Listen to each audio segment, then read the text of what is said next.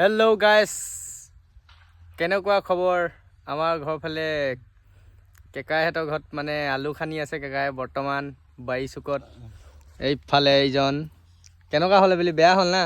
আলু বেয়া হ'ল নে এইবাৰ?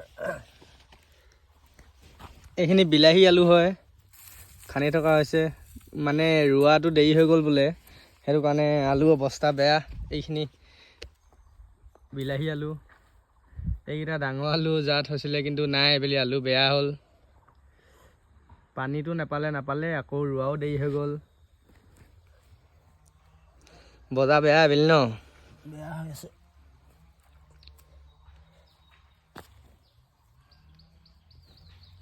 শদিয়া ফালে কিন্তু একদম তামাম খেতি, পুৰা লোকে পইচা গাড়ীয়ে ট্ৰেক্টৰে আলু। আমাৰ এফালে নাই।